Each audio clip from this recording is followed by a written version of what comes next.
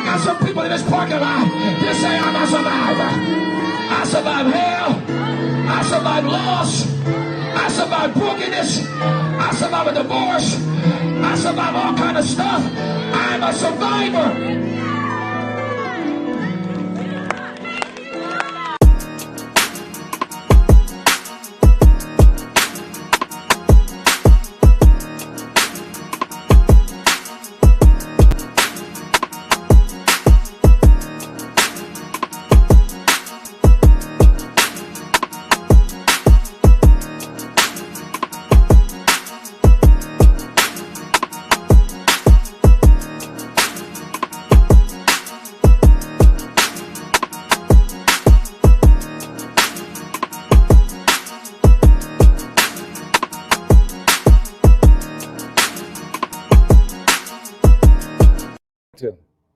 Ladies and gentlemen, what's up? What's up? How's everybody doing?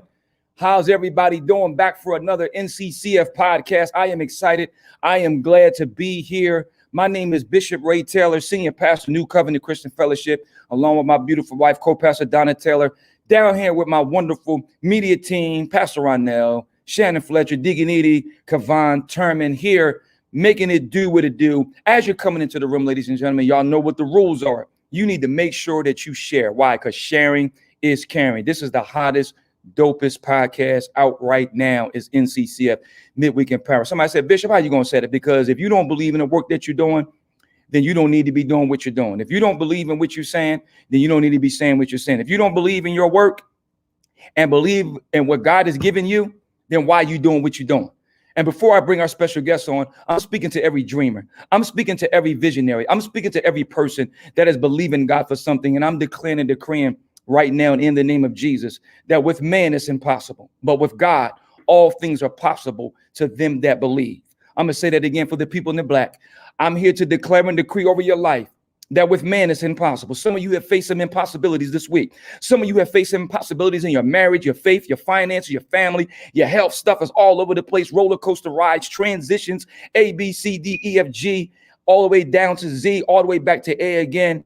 And you seem as though there's no end to what you're going through. There's no end to this carousel. There's no end to this vicious spin cycle that you may be in, as I say, the merry-go-rounds of life. But can I tell you that God is still in the midst of what you're going through? Can I tell you Romans 8:28 that all things are working together to the good of them who love God, who are what? Are called according to his purpose. So for every podcaster out there on tonight, I want to let you know, don't you stop believing God. Don't you stop standing on the word. Don't you stop declaring. Don't you stop decreeing in the midst of this crooked and perverse untoward generation, even in the midst of people who may not even believe what you believe. You stand on the word of God and you stand flat-footed. You let them know that you're a blood-bought believer. You let them know that you're not ashamed of the gospel of Jesus Christ, because the power of God unto salvation to them that believe. You let them know that you're a blood-bought believer. You let them know that you're not ashamed. You let them know that the blood of Jesus is what has saved your life. I just want to encourage you. Just want to let you know that God is still in the blessing business. He has not forgotten about you. Remember, God has not forgotten about you. And let me drop this on before we let our guests come in. My bro, Wilmington City Council President Ernest Trippy Congo. I want to let you know Jeremiah 29:11. God says, I know the thoughts that I think towards you. God said, I know what I think towards you. And some of us may feel as though that God has forgotten about us because of what we're going through. We're up against the stuff that we're facing. The enemy might be putting a blitz package on us right now to the point that we're about to fumble the football. But can I tell you that God said he knows the thoughts that he thinks towards you? They're not thoughts of evil, but thoughts of peace to give you an expected end. You have to know, ladies and gentlemen, that you know that God is still with you, even in the midst of what you're going through right now. You need to know that. You need to know that. And I'm speaking to you as the bishop of this house, as your friend, as your covenant brother, to let you know that God is still in the blessing business. So I want you to remember that. Jeremiah 29:11. Hey, God thinks good thoughts about you. No matter how bad it is, no matter how devastating it is, God has not changed his mind about what he wants to do in your life. That's all I got. Listen, ladies and gentlemen, drum roll, please. Introducing my bro all the way, Wilmington City Council President. We're going to finish this conversation. It's going to be dope on tonight. Can y'all please welcome my bro? Bring him in from the backstage. My man. What's going on? Hey, everybody. Good to be back. Good to be back. He's back in the building. How you doing, sir? I'm doing great. How you doing, Bishop? Man, I'm doing good, bro. You looking good. I'm pretty sure you smelling good. What kind of cologne you got on? I know you I got some. don't wear cologne, man. I'm a pretty simple guy. I just Oh, don't, okay, you okay. know. You look like you look like a guy that you business. You know what I'm saying? You got your tie and your suit on, and you know what I'm saying, and your Tom Ford suit, and probably got your Oh, yes, balance on. sir. Tom Ford. I mean, I JC don't Penny. know. I mean, when you at that level, JC Penny, there's man. levels to this thing, JC huh? Penny. JC Penny. But there's levels to this thing, bro. I mean, I'm trying to get to where you at, and I know it's going to Oh take me some man. time. Stop. You know what I mean? But maybe one day you better take me shopping with you shop and and give me the Trippy Congo black card. Vice's corner, man. I'm just JC Penny. Think I'm playing? Oh man, Walmart. listen, man. We had a real everybody's coming in saying hello. They're welcoming us. Hello, They're everybody. excited. We about to dive in. Listen, man, we had a real dope conversation. We Yeah, got we to a did. whole bunch of stuff. We weren't able to finish it, and I'm so glad that you came back. I know you're a busy man, so I'm thankful for you coming back. Thankful that I know who Tracy is, so Tracy can navigate through all the red tape just to get you to come. I know Tracy, so shout out to Tracy Owens. Oh, Tracy, definitely. She I keeps love me you, Tracy. straight. Thank you so much, and your whole cabinet, your whole staff for allowing you to come back and finish this conversation. So we got you back, man, and again, we want to start diving deep. We talked Okay. about a lot of stuff last time. We talked about the importance of how you were looking for, and we'll get to that later. But we talked about how you were looking for creating partnerships, and we're going to get into that a little bit more. You want to create the partnerships with the faith base. I sent you a text message to say that I believe it'd be a great idea if we can come up with maybe some type of outreach event in the summer. Mm-hmm. And I'm not just saying, New Covenant. I'm just saying maybe churches can get involved. It could be sponsored by the city. People are sending you shout outs on the screen. You can see it, but there can be some sponsorship to the city, and maybe you can have our church can come and we can set up our outreach station and give out food and maybe give out clothes. Another church might. It can be maybe some type of community day. I don't know. I just think big. But you Definitely. That's how we gotta think. I love your intro, by the way. How you said you like it? I loved it, man. Like how you said, if we don't believe in it, why should anybody else believe in it? Whatever we're doing, we got to believe in ourselves first. So it sounds like you're trying to give me a position on the council. I mean, I don't know. Man, you're bigger than council. What are you talking about? Oh, I received that. Did y'all hear that? Yeah, you are, The sir. Wilmington City I mean, Council. everybody who's watching, I believe, is bigger than council and more powerful than council. Once we kind of collaborate and organize, way more powerful than government. The people have the power, not us. So okay, you know what? Since this is your show, and all I'm doing is asking questions. Let's get it started. All right. What are some of the major agenda items that you plan to implement while you are serving in office? What are your major agenda items? Tell the people, Trippy. All right, now we just passed a resolution for the administration to do a disparity study, and what that's going to do is going to look at how the city has in the past, how the city hasn't always treated minorities fairly. If that's the case, it's going to point it out, and it'll come up with some suggestions on how we can treat Black and brown people better, as far as giving them contracts and more economic empowerment and access. It's going to just see how we can do things better and more equitable. I think that is going to be huge. So I definitely want to thank everyone on council in this session and the last session for making this a reality. And the administration is on board, and there's going to be an outside group that's going to come in and just kind of, like you said, just dive in and look at our practices and what we have done in the past and see, where we have fallen short and what we must do to get better. I think that's going to really help people who are Black and brown to be at the table and to start to generate a generational wealth and get contracts and get employment and just have access to better their lives and the lives of their family. That's going to be huge. So I definitely want our community to stay involved. We're going to continuously give you updates. That's going to be huge. I just can't talk enough about it. And Talk about it. Go ahead. they've done it in other cities, and it really kind of, I don't want to say exposed, but it exposed how those cities just weren't dealing with Black and brown and women that population fairly, and then it would be up to council and the administration to wrong our rights. And I think the public has to be involved so that you can hold us accountable, because again, the power lies with you and not necessarily with us. We can make the decisions, but the decisions should be made off of what you tell us to do. So that's going to be huge.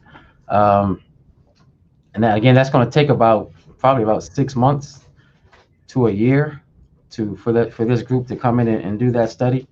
They're just going to dissect all of our departments, and then once they come up with their findings, they'll just tell us, they'll give us some suggestions of how we can make our city more equitable. Um, what else? What else do we want to do? We definitely want to address the violence in our city. That would be The budget is. I'm not sure if you were aware, but the mayor gave his budget address about 2 weeks ago.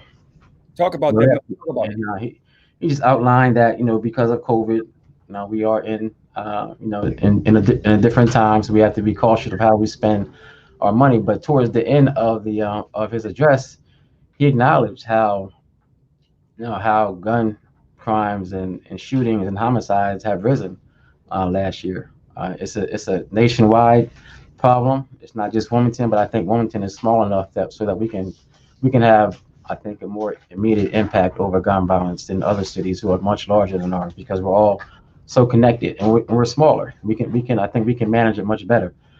So there are council members who want to support some type of anti-violence organization coming to our city, and just addressing the issue and talking to some of the at-risk youth on how we can give them different pathways. And I think that's going to be huge. And I know that this is where the church comes into play, because no matter who we pay to come in here and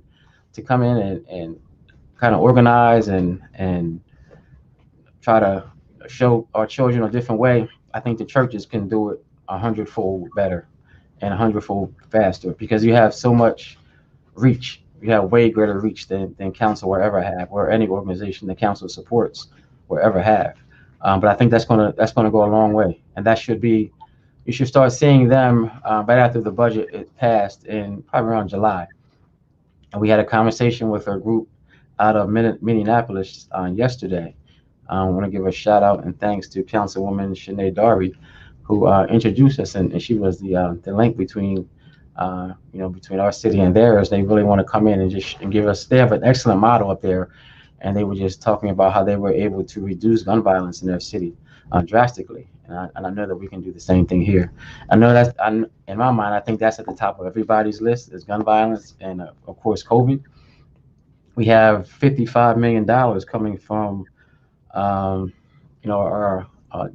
DC to help with COVID related issues. We're not sure on how we can use it yet, but we should know that within the next couple of weeks. A lot of money, Trip. Right, a whole lot. We got to make sure that it's going in the right places. It's okay to get that kind of money, but if it's not going to, I want to give a shout out to Councilwoman Linda Gray. I just came out of a meeting where she wanted to make sure that money goes to underserved and underprivileged communities here in Wilmington. So it's good to receive that kind of money, but if it's not going to the right people, to the right places of our city, it's all for nothing. And she just sponsored a resolution where we are, and that's not up to us technically, it's up to the administration, but we're asking the administration for us to be at the table along with the community and helping and just having a conversation of where that money will have the greatest effect on helping our citizens here in Wilmington. So around COVID and gun violence, I think that we are going to see some big changes here in Wilmington.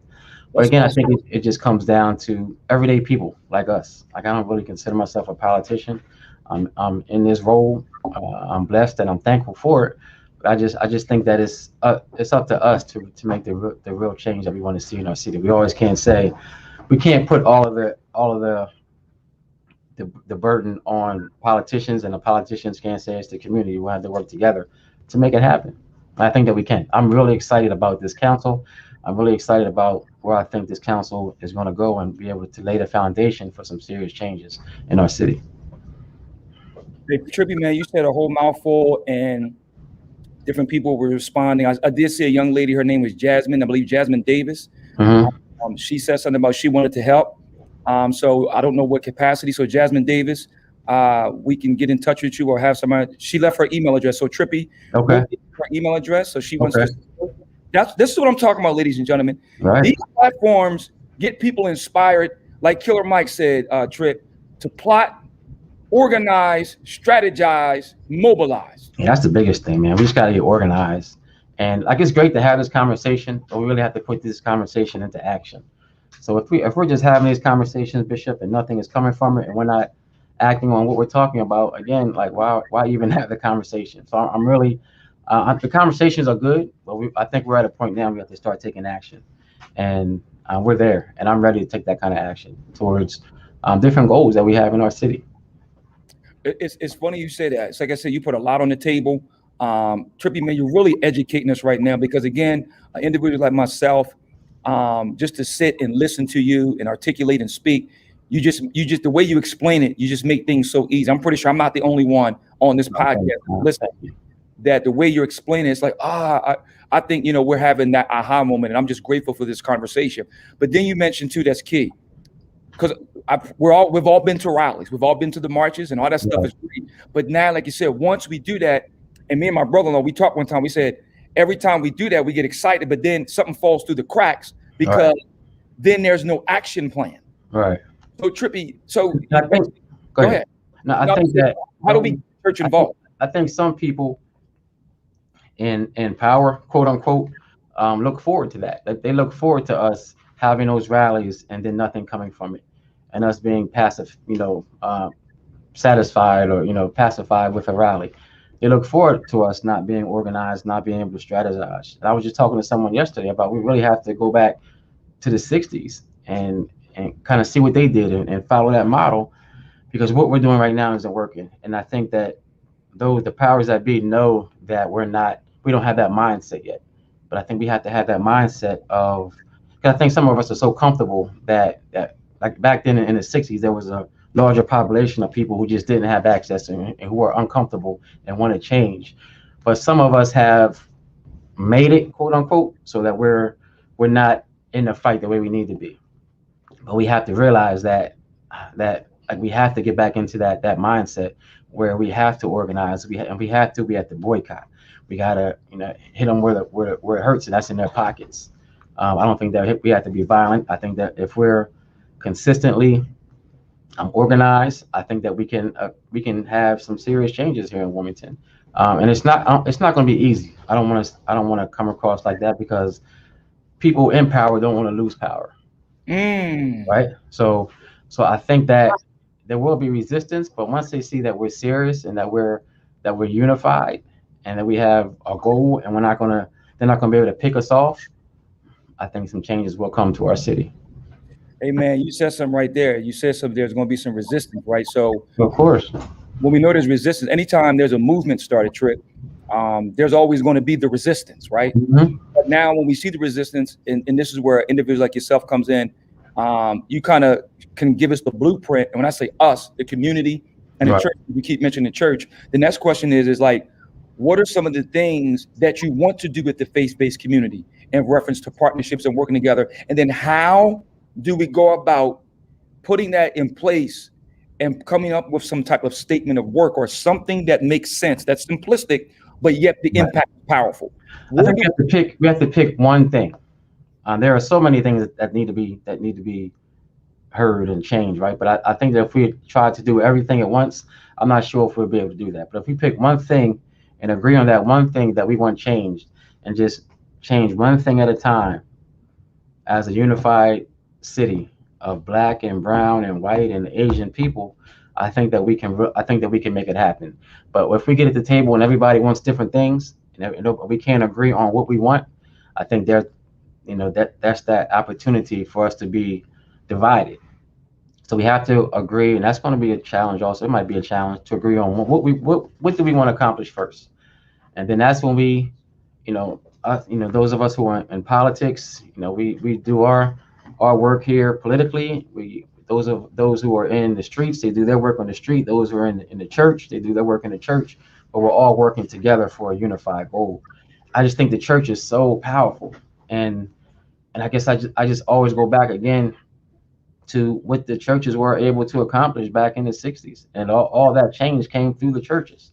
And once pastors are on the same page as far as putting their personalities aside and not worrying about who's the winner and who's going to get the credit, and just they inform their congregation like I'm trying to inform, like I've been informed, because information is everything. And once we get the information, we just have to strategize on what we do with that information.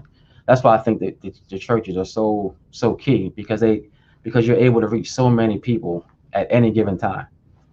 So Trip, because I'm a visual person, and I Mhm. like to when I put different plans together, I like to strategize, put plans together, Right. and then because I'm a systematic analytical thinker, right? Analytical thinker. So let's just say, for instance, you said we need to attack one thing. Well, obviously, I think one of the biggest things in the city outside of the pandemic, outside of COVID-19, outside of everybody getting their stimulus check, outside of people trying to pay their bills, outside of the CARES Act, all of that.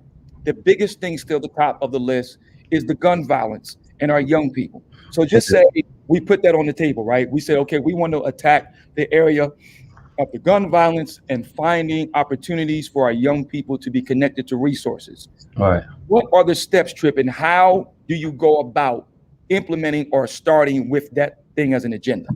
I think we have to attack gun violence two different ways. At the basis of gun violence, I believe it's poverty, and it's a mentality that it's okay to hurt each other and not love each other, and it's lack of access to opportunity. So a rally is not going to fix that. Say that again for the Right. people. Right. A rally is not going to fix that. We can rally, we can feel good, but at the end of the day, those children and whoever is involved, they're still not going to have access. They still might not have the education that they need once they get that access, and their mentality is still that it's okay to hurt each other, and it's not. We have to learn how to love each other. But at the end of the day, our school system is where it starts. Our school system is the basis for preparing our children to not have that mentality of going out and hurting somebody. Because once you're properly educated, you have access to to jobs, and you just know better. When you know better, you do better. But I think our school system has failed tremendously. So we have to address our school system first and foremost. No matter what we do on the other end, we can go out and try to mentor and try to wrap our hands around these children. But if they still don't have what they need to survive, like, what are they going to do? So I think our education is a long-term goal. So that's something we have to address immediately, and we're doing it. But I think we are intentionally being slow walked on changing our public education system. But I think in the meantime, we can mentor, and we can try to give jobs to those individuals who need it. But that's not going to stop that pipeline of violence. I think the only thing that stops the pipeline of violence is stopping poverty, and the way you do that, I think, is through education. Um, no, not everybody wants to go to college, and that's okay. But if we teach our young women a trade, again, they're not going to, like, if you're working 9 to 5 and you have a family to support, you're not going to be out in the streets trying to hurt each other. So I think that we have to address both of them at the same time. Like, we can get an organization, and churches can help with those organizations when they come with their blueprint of how to attack the violence. But that's still not going to stop the pipeline of children failing out of school, children, once they fail out of school, not being able to get a job, and then going to the streets for drugs. That's not going to stop that. I think the only way we do that is through education. We have been talking about trying to fix our school system for decades. But again, I don't think that those in power want to let go of that power. And the way they let go of that power is that they educate us. If they educate us, they know that they're giving us access. And if we have access, it's gonna even the scale. And they don't want that. They can talk about it, but there's no way we should be having a conversation around education as long as we are changing our school system, as long as we have. And it's all about power.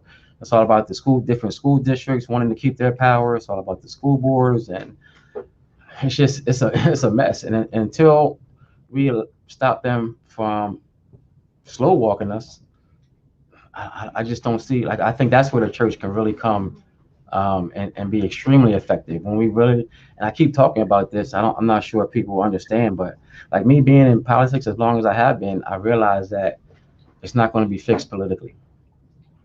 We can talk about it and it sounds good. We have all these consortiums that we're working on and talking about a 5-year plan. There's no way it should take 5 years to build a public school in Wilmington. It's not acceptable. But if they tell us that and we accept it, we're just as much to blame as the people who are telling us. We can't allow them to slow walk us through this change in our school system. There's no way that our county councilman Jay Street should have to sue the state in order for the state to properly fund our schools. It makes no sense. Until we are all, I guess, informed about it, and then until we kind of unite and strategize and say, look, we're not. Somebody brought it up perfectly yesterday. Remember last summer when they blocked off 95? There was a protest on 95 about the George Floyd. About George Floyd. State rep Nandi Chakwocha said, just imagine if we shut down 95 and demanded a change in our school system. Like, how strong would that be? But we have to educate our people to how important it is for us to also have that same kind of fight in us for our school system, because our school system, I think our school system is where it begins. Without a proper education, I just don't see how we get ourselves out of gun violence. There's always going to be gun violence because there's always going to be poverty. The way out of poverty is through education. Trippy, man, we get ready to go to a commercial break, but I want you to hold that thought, because now you done tapped into something. You're talking about the involvement of the church. You're talking about education, and the team is putting some stuff out there. I seen something Zaira put. What's up, Zai? She talked about how some parents, it starts at home too, because parents, we have to be responsible for our children. And she mentioned something about, some kids running around with guns and got guns in the house, and the parents know it, but they're not saying nothing. So, just before we go to break, I don't mean to cut you off, but we can't blame the parents, because the parents are a product of a lot of these parents are a product of a failed school system where they grew up raising themselves. They have no idea how to raise their children. So we have to wrap our arms around them. We can't say it's the parents' fault and stop there. Like, we realize the parents have a deficit, so we have to help the parents. We can't say it's their fault and then walk away from it. The parents are just as important to talk to as their children are. So we can't say that, because the parents are just a product. These children that are growing up right now, that are in the streets hurting each other, they're going to grow up and be parents. They're going to be parents just like their parents were in some cases, and they just don't know, right? So we got to be able to realize that there is a system out there that wants us to not know and wants us to blame the parents and walk away from it. But we can't do that, because that's what they want us to do. Like, we can't just walk away from the parents. We have to try to educate the parents too, as well as the children. The parents are critical. We can't just educate the children.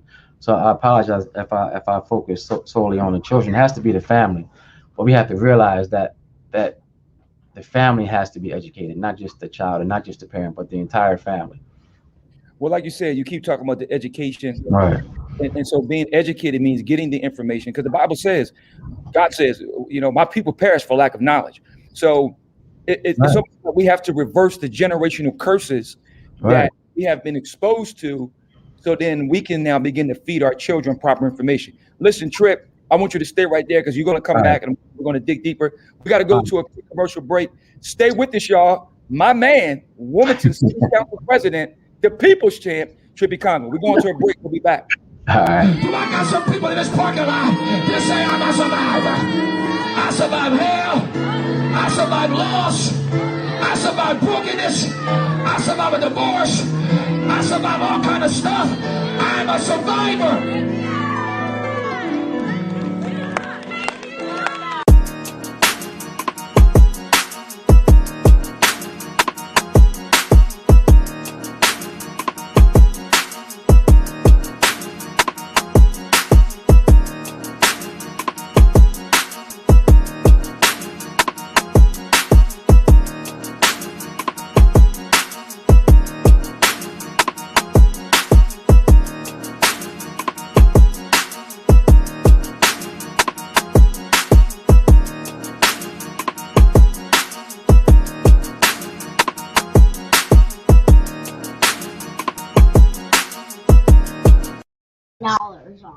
Ladies and gentlemen, Oh my God. back. That's embarrassing. Look, he Some, got all. He got yeah, all. some Look, look, look. couple of the crews here. They want to come on and say hi to everybody. Hey, how you guys doing? This is Mason and that's Mariah. Hello. Other girl, Milan, she's kind of camera shy. No, I'm not. She said her hair is a mess, so she can't come on. No, I'm not. There we go. That's Milan, everybody. Hi. Hi. Welcome All to the world. The whole world sees you. Get out of here. Beat it. But you know what? It's important because when I first came in here, right, I was like, sit at the table and don't say anything. But it's important that we expose our children to these kind of formats and to different things.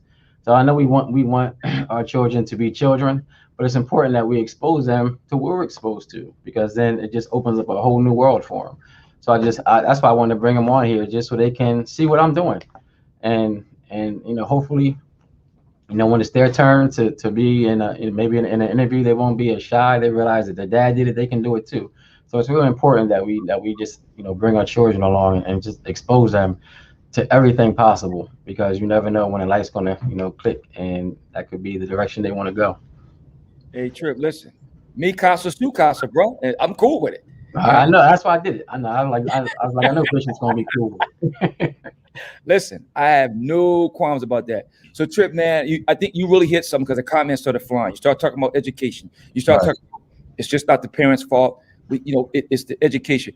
And we know when you say education, you're not just saying the educational system. You're talking about education as far as getting the information that Right. is needed to make better choices and better decisions. Right. So connect that to the next question, which we kind of talked about, but I want you to go a little bit more deeper. Okay. We still are talking about this violence issue that's going on, but you mentioned that the violence issue is a result of poverty. It's a result of lack. It's a result of, we know what's the old saying? Children are what? Are a product of their environment. So we get it, right. So here you are sitting in the seat, doing the best that you can, trying to help, trying to bridge the gap. Having a rally and a cry for the church to get involved. In the church, we want to get involved. We just want to make sure when we do get involved, we know what we're doing. We're making it. We're not just showing up to be showing up, but no, the real work is being done, and we're seeing impact. So the next question is, we know the violence is in the city, right? There's been a lot of talk. But here's the question everybody wants to know. Is there really real work being done out in these streets? I think so. So I don't want to minimize anything that anyone out there is doing. So I think there is work being done, but it's so much bigger. Where we are is so much bigger than what I think any one organization can try to overcome. Like, how do you change? Like, how does an organization, or even several organizations, change the mentality of thousands of children out there and thousands of parents out there? So I think there is work being done. I think that we have to be able to coordinate the efforts.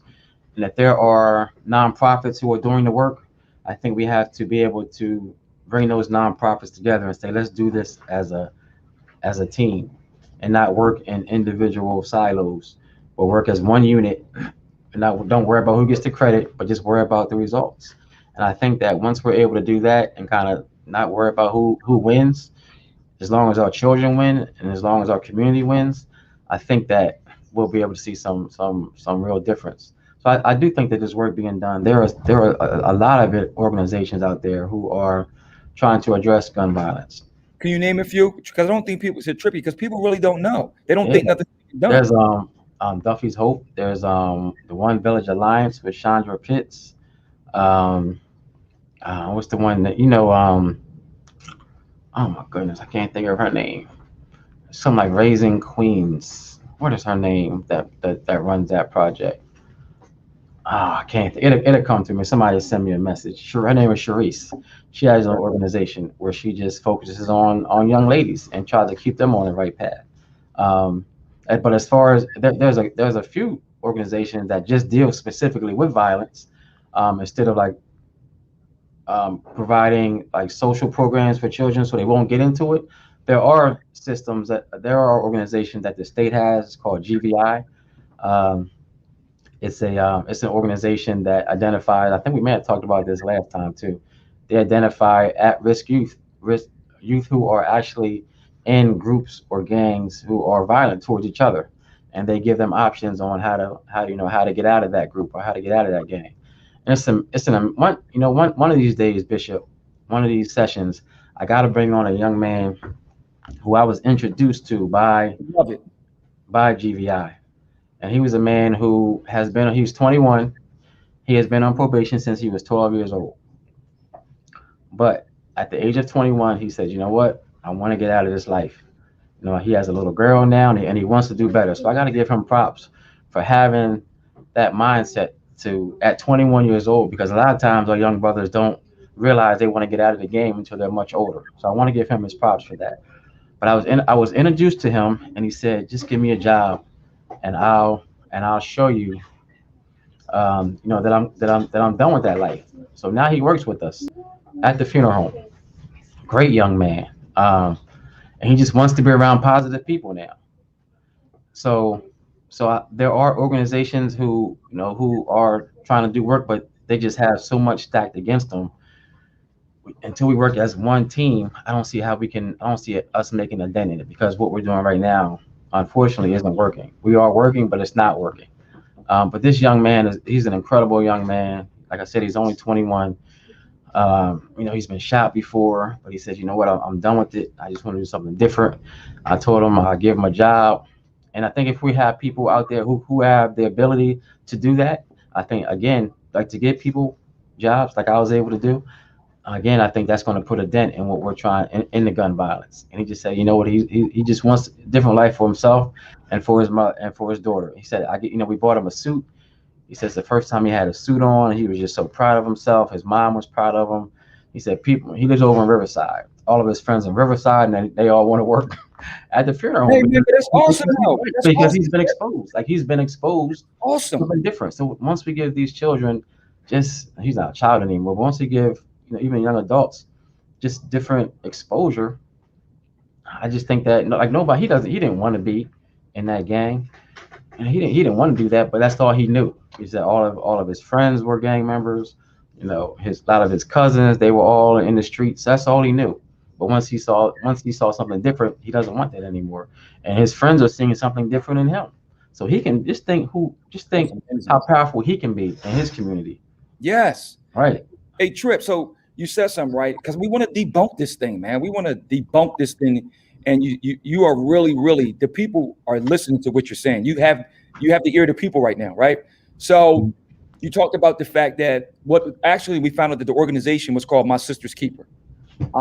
Okay, yeah, thank you. My Sister's Keeper. So I got a tight media team, man. They own it. You know what I mean? I like that. I'm telling you, without that team.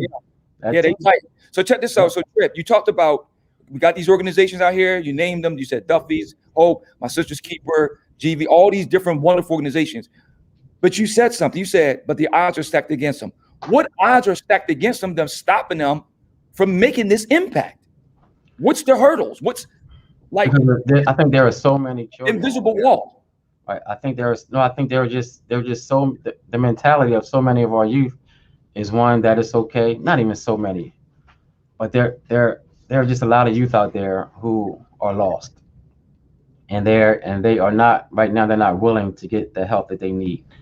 But the ones who are willing to get the help and want to get out, we have to be able to help them.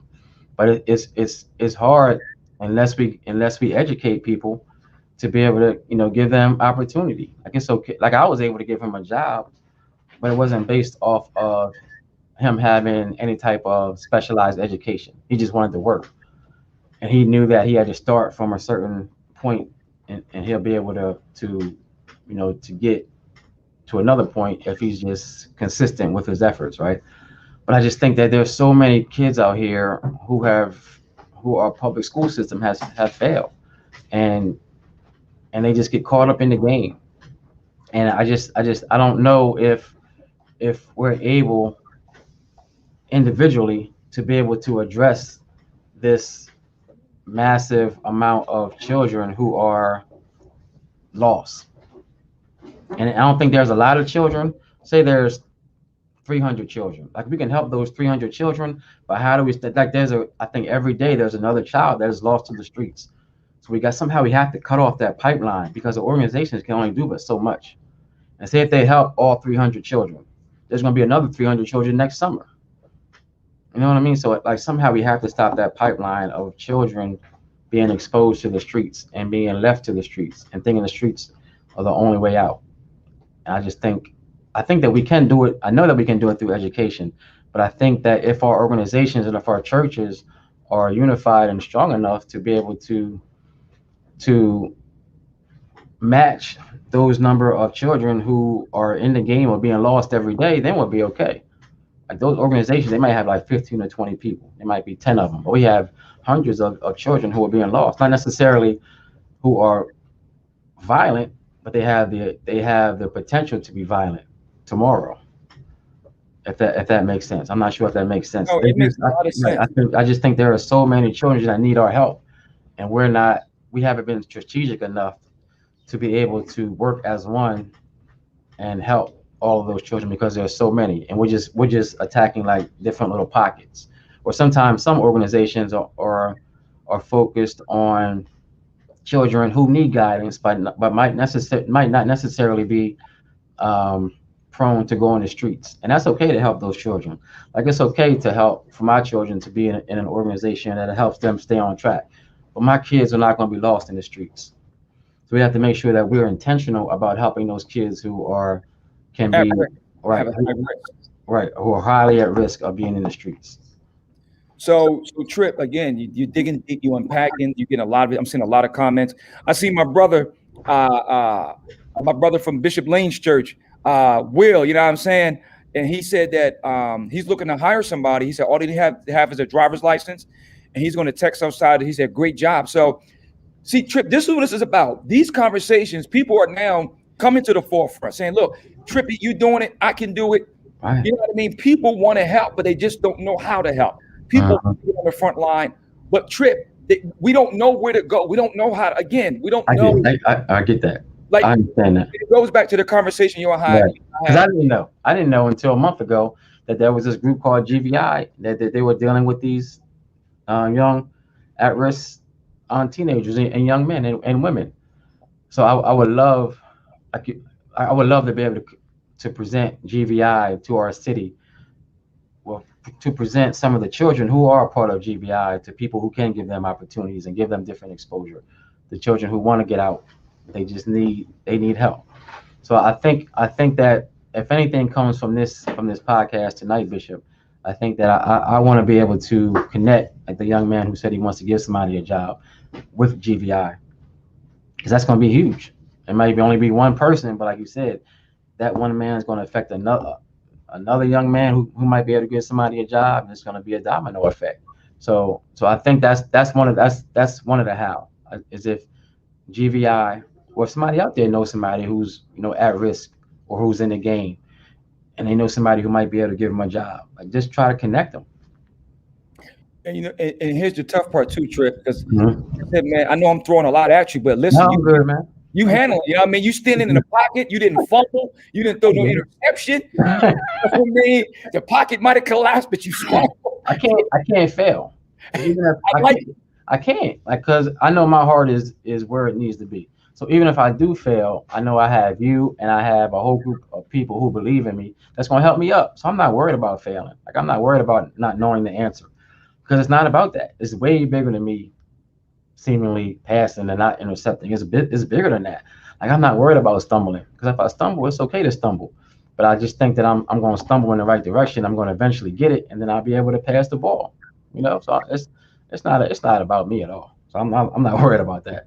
Hey, y'all hear the president over here preaching? Come on, man. Come on. No, he's preaching, and I'm on the other side. Come on. He about that. Come on. He preaching, y'all. He felt the anointing. I shot her. Oh, glory. All right, let me come back. Let me get myself together. Come on, man. But Trip, so check this out, right? So I seen something about exposure, right? Everybody was talking about that. So that exposure. We expose our kid, like the young man that you took. I seen my brother again from Bishop Lane's church. He's a good man, good bro, known him for a while. He talked about that he can do that.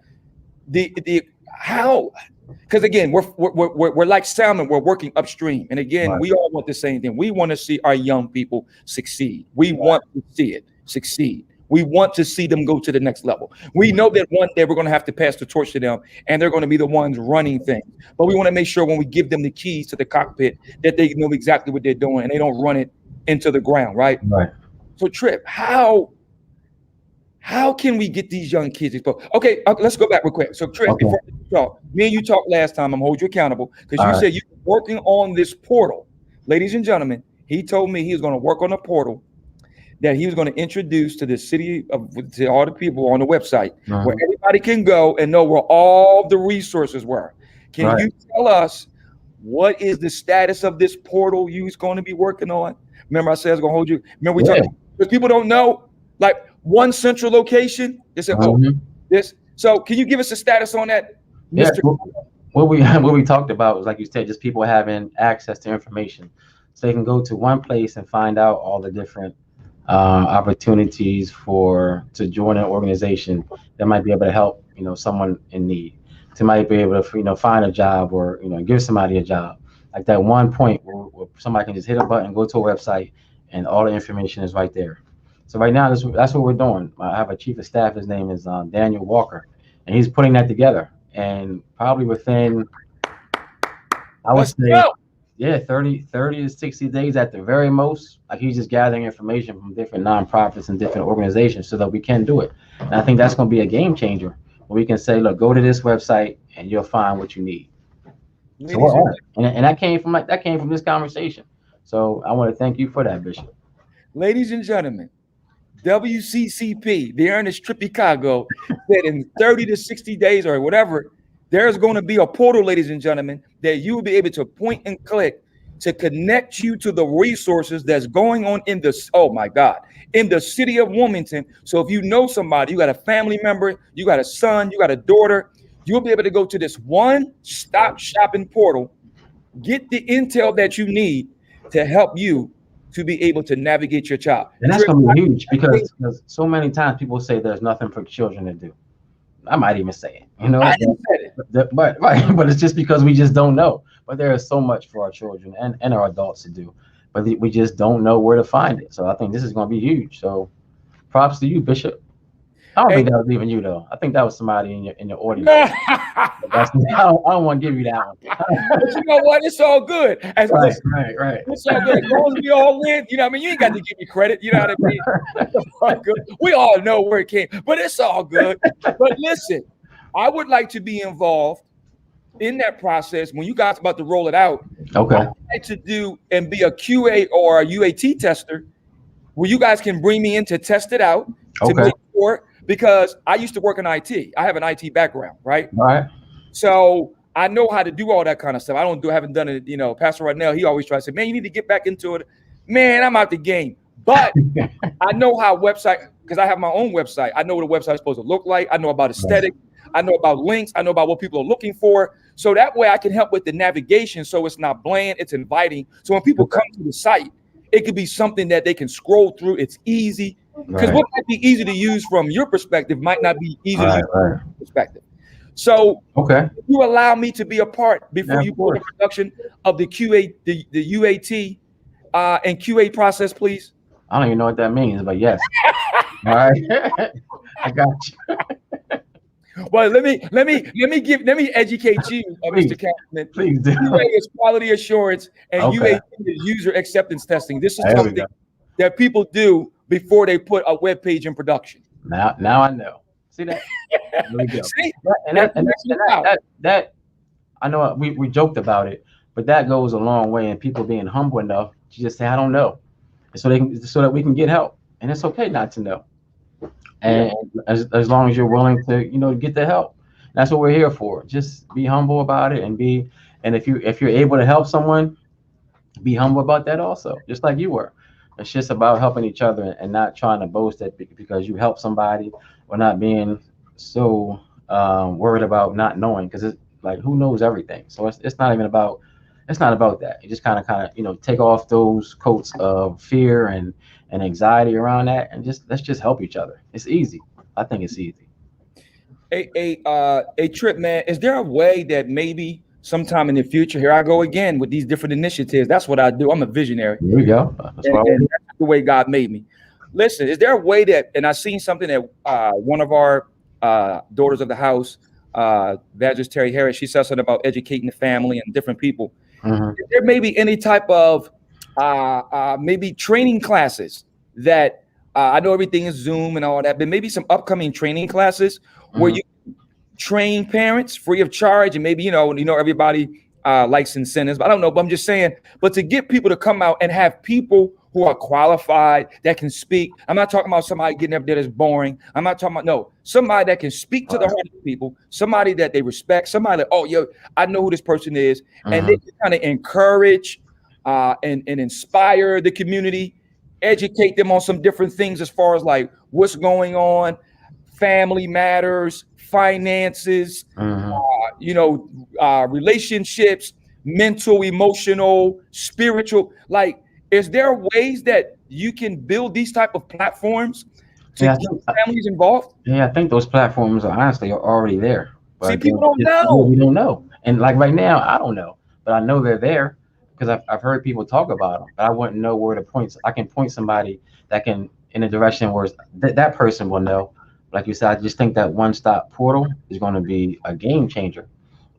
Once people are just able to go to one place and just figure out, and we just have different, like you said, somebody that can teach them around finances, somebody that can teach them something about parenting, somebody that can teach something, some about education, about homework. Some parents are, ashamed because they just can't help their kids with homework. So we got to be able to train the parents and the child, and that's okay. You just got to be willing to ask for help. And people are out there who want to tutor, who want to mentor, who want to help. We just have to be able to bring everybody together in one common area so that we can connect the dots. So you said, so that portal that you're working on right now, Hmm. you're going to be able to direct our Womentonians, Oh, absolutely. Newcastle people, all throughout the state, whatever, to these resources to say that, you know what, the city of Wilmington does have programs going on, so we can stop that myth of, oh, the money's coming in, they ain't got nothing for our kids to do, and that's why. There's And plenty. you just told us that they do, but we just don't know, and Right. what we don't know sometimes can hurt us too. All right. All right. It's not just the city, like the people, the organizations in the city of Wilmington, not necessarily the city of Wilmington, but there are so many organizations within our city or in Newcastle too that are willing to help. People just need to have access to them. Trippy, man, listen, I want to ask a favor of you. Listen, All I right. like this discussion with you. So I know you're busy, but I'm hoping, man, maybe for the next few months we can have this discussion, if your time allows, man, because you're hitting a different platform of people that listen to our podcast. Okay. Yeah, definitely, man. I love this. I love it. Okay, and I was wondering, like, would you? And I'm not going to take all your time, but maybe over the next, because we end our season one of podcast in the month of May. But I Okay. was hoping we can get you to come back for that fourth again Wednesday in April, Okay. Yeah, and just we'll reach get you out to to me. maybe come back for the Yeah, I'll fourth. be back. If you would come back, and then when we close out, but I still think there's more discussion around stuff going on in the city of Wilmington, because we haven't even talked about the meetings, the importance of the meetings, what y'all talk about in those meetings, and then maybe Right. you can bring the young man on, and the young man can tell his testimony, and we Yeah, can that would be awesome. He appreciate wants that to. being awesome. Yeah, he wants to do that too. He wants to be a role model for people in his neighborhood now because he sees that there's something that's out there that's different, and he wants his friends to be able to see what he sees, and he wants people who may not even be his friends to be able to see what he sees. So I know he would love to come on here and just share his story. Well, Trippy, I tell you what, I'm going to can you make that happen for me for the fourth Wednesday in April? Yeah, just reach out. You got to reach out to Tracy Oh, because that's right. I forgot. I got to yeah, go reach through out to protocol. I can't just jump. Tracy gonna be mad. I forget. Tracy I have a terrible memory. I don't forget. And you're And gonna be then mad at Tracy me gonna, again. and then listen, Tracy gonna feel some kind of way if I try to Right. side swipe. So Yeah, I'm let me sorry. get Yeah, on you the will. email, send the email to Tracy, CC Daniel, CC Thank all. you, thank you, brother. Let me do. Let me I, follow. I appreciate that. But even the way that like this evening we just talked about so many different topics. Like we get like I don't want it to be lost that we really have to be able to focus on one thing and do that one thing well and then move on to the next thing because it's so easy just to get sidetracked because there's so much that needs to be done, but we got to make sure that through these podcasts, we're addressing something and making a difference with each podcast. Not saying that we haven't made a difference, because I think that we have, but I want us to be able to say, look, this is what we accomplished this podcast, and this is what we're going to accomplish the next one. And once we accomplish it, this is what we accomplished for this podcast. You know what I mean, Bishop? Like Listen, I want it to be. I want people to come out of it saying, look, this is what I got from it. listen, you mess around with me. Please. Listen, you mess around with me, I have the whole city council team on with you.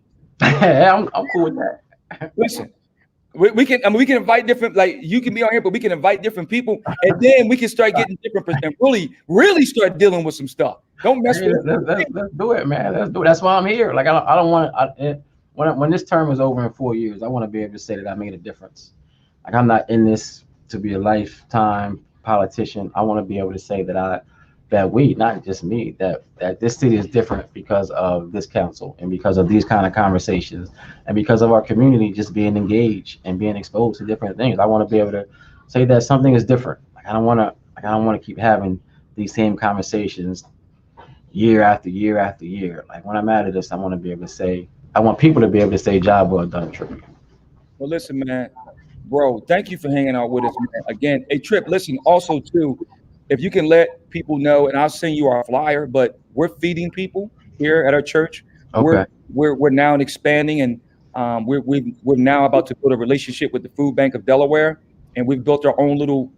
The Lord has blessed us to have our own little mini warehouse here at the church. Okay. So we're feeding people. We have fresh meats. So I want to get the word out too. It's not just here for people in Newcastle, but it's also those in Wilmington. The only thing is they just have to come and pick it up curbside only. They have to have transportation. But again, I want to get that information to you. And if you could get that information circulated in your, however you post information, or to let people know the new covenant is feeding people, and you don't have to be from this from Newcastle.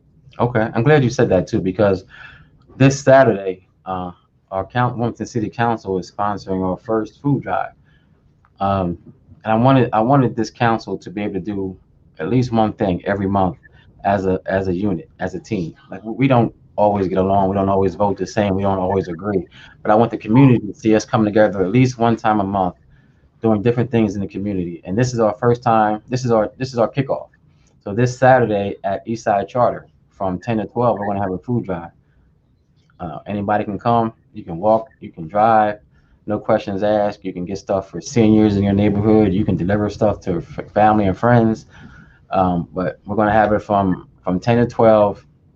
It's sponsored by all of Wilmington City Council.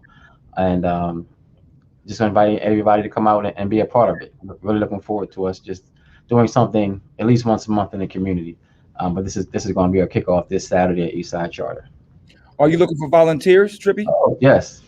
Yes, definitely. If you can volunteer, show up around 9:00. We're also going to be giving out masks and I think sanitizer also, but definitely mask. Definitely mask and food, but I think sanitizer. I'm not sure. So I want to thank. We have our own TV station. It's called WITN. I want to thank them for they're going to provide coverage, and they came up with some great ideas of some of the things that we should do throughout our term this year. So I'm looking forward to just being a part of the community, and the community just being more aware of what City Council is doing. Trippy, can I ask a favor? Can you so what's the name of the radio, the TV station? It's WITN, Channel 22. Okay, so can Channel 22 come and feature our food pantry? Oh, where are you located? We in Newcastle, but or it's got to be in Wilmington? Usually, but I'll find out. Yeah. But I like pushing the envelope. What'd you say? I like pushing the envelope. Oh, let's push it then, so they'll be there. I mean, no, but seriously, I'm going to connect you with the station manager over there. I'm going to send you her number once we get off air and see how we can help out. Connect me with the station manager. All right. And make that happen. Put the word in and let them know we're doing a food pantry and we're feeding. And listen, I'm not doing the coverage so people can come to my church. I don't care about that stuff. All right, I know you don't. I'm doing the coverage because I want people to know that not all churches is not doing anything. I want to get the word out there that we are feeding, and we're doing all this Trippy from the muscle. This is all from the muscle. Nobody's giving us anything. You know what I'm saying? We're doing this. I mean, people give donations, but this is all the blood, sweat, and tears that the Lord has blessed us with for the people and the partners here at New Covenant Christian Fellowship. So shout out to all of them. But I just want to get the word shout out. out to you. We're doing something. Okay. All right. So I'm gonna connect you as soon as we get off. Okay. That's what I'm talking about. So All right. listen, ladies and gentlemen, my man Trippy Congo is coming back. We hope we get that young man on there. Hope we can take this to a whole nother level. These podcasts have been phenomenal. Listen, y'all, we love y'all. This man is powerful. He's phenomenal. The next one we're going to talk about how can we focus on an agenda item and push that towards the executive or legislative branch to hold. Maybe you can show us a blueprint or whatever. You can kind of step to that. I would love to, because I think that's where, again, I think there are groups of people who look forward to us not being educated politically. And I wasn't educated politically until I got into, into politics. 12 years ago, I had no idea who was on city council, the role of city council. I didn't know growing up. I didn't always know who the mayor was, and people I think feed off of our ignorance. So I definitely want to be able to educate people of how local politics works. So much of the time we focus on national politics, who the president is, but we don't focus on who can make it happen for us right here in our own city. So I want to be able to help educate people on local politics. Hey man, I appreciate that. NCCF, listen, we love Trippy Congo, even though we don't live we ain't in this woman. We got some members that are in the Wilmington, but we love Trippy Congo. We love you, man, for what you're doing. Keep doing what you're doing. Listen, y'all, we'll see y'all Sunday, 9 a.m. NCCF Virtual Church. We'll be moving people from religion to relationship. Trippy, we opened our doors back the first Sunday in March. It's been great. We appreciate our partners. Yeah, we opened back up. We still following CDC guidelines. Only 50 people in the building. You must wear your mask, all that kind of stuff. Okay. Where are you located? 294 Churchman. I think you need to slide through here, bro. That's why I asked you, bro. 294 Churchman Road, Newcastle, Delaware. 970. All right. What time is service? We start at 9, baby. 9 o'clock. All right. And I'm gonna be in the back because I'm kind of shy, so I don't want you to. Oh, you want me to call you out? No, I don't want you to call me out. I'd probably just be in the back with my mask on and some shades. But here's the thing, though. The type of person I am, I can't promise you that, but I'm gonna try to behave myself. All right, thank you. And listen, on your way here, stop by and pick up Wayne. Definitely got to come down. On your way, when you making that U-turn, when you making that right, go scoop Wayne up and bring Wayne with you. That's what I'm gonna do. That's a deal. All right, Trip, man, we love you. NCCF, right, love you too, brother. All everybody that's listening, go back and look at the podcast, share it. Remember, y'all, the portal's coming. He said it's coming, and we can't wait for it. And Trip, I'm hoping that, like I said, you're gonna give me that number to that lady. Yes. Put me in touch, and we want to get some coverage for our food pantry because I believe we're doing a great work for the Lord, and we want to get the word out there on the type of sports that we're doing. All right, Trip, man, we out. I appreciate everybody for tuning in. Love y'all. Have a great week. So I got some people in this parking lot that say I'm a survivor. I survived hell. I survived loss. I survived brokenness. I survived a divorce. I survived all kind of stuff. I'm a survivor.